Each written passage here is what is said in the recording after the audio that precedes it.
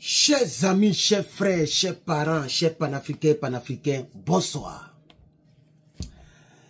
Ici le Massaï, votre frère.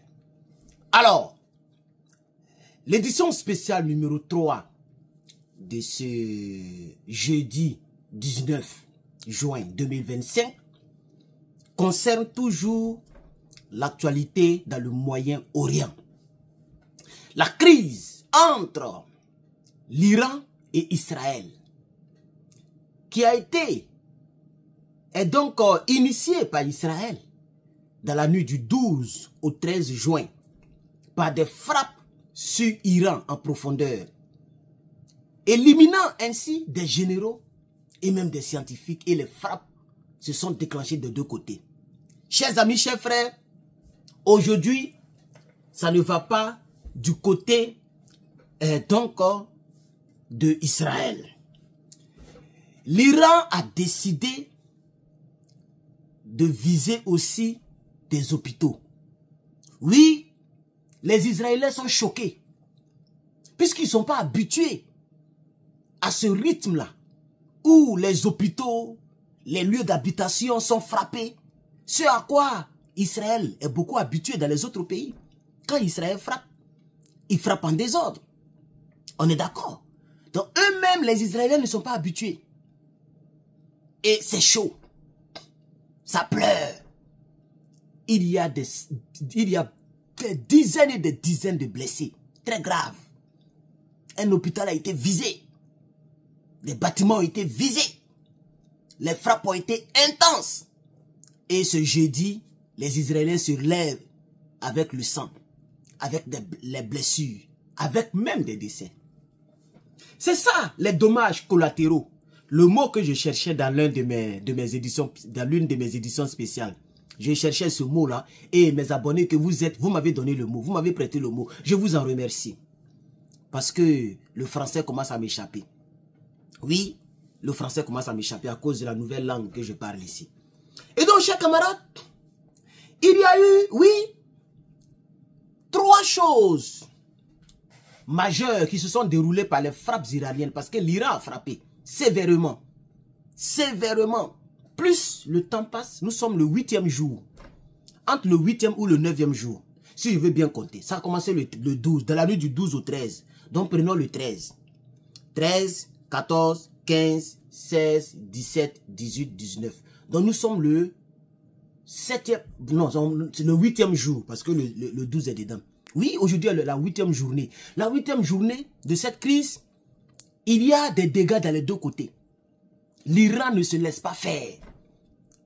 Alors, il y a la bourse, je dis bien la bourse, le bâtiment de la bourse de Tel Aviv, ou on appelle ça aussi Tel Aviv en anglais, Tel Aviv Stock Exchange. Ce gros bâtiment a été foudroyé. Deuxièmement, il y a le QG du Mossad. Et ça, c'est selon BBC. J'ai toutes les sources ici. Je fais des recherches maintenant pour vous informer. Le quartier de Glilo, on appelle ça le quartier de Glilo. Le quartier là, on appelle ça Glilo. Glilo. Ce quartier a été framponné parce que c'est dans ce quartier que le QG du Mossad est situé.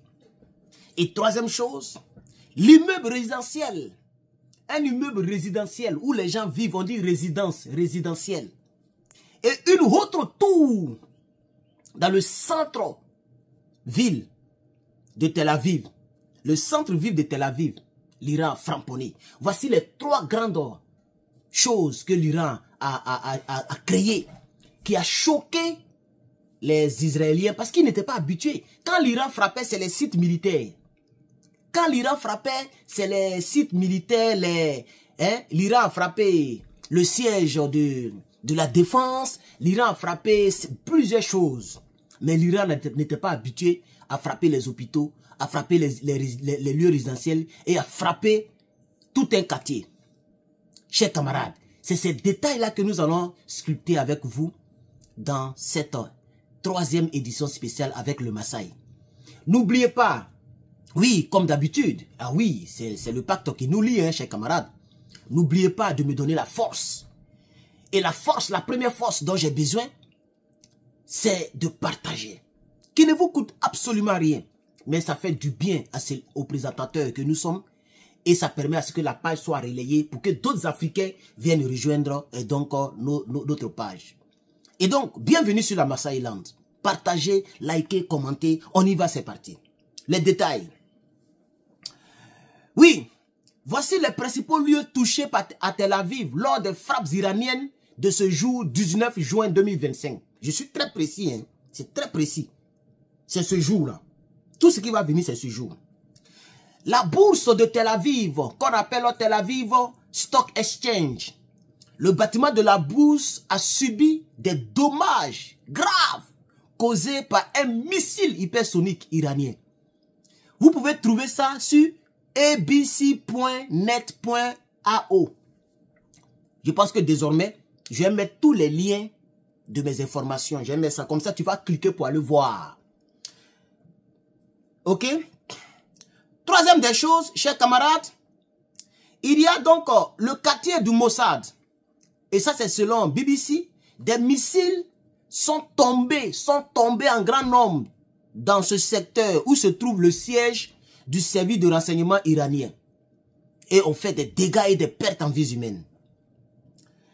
L'immeuble résidentiel, un missile a percuté un immeuble de haut type résidentiel en plein Tel Aviv, causant des dégâts, des fenêtres brisées, des structures donc endommagées, ok, et des blessés. Au moins 40 personnes sont gravement blessées.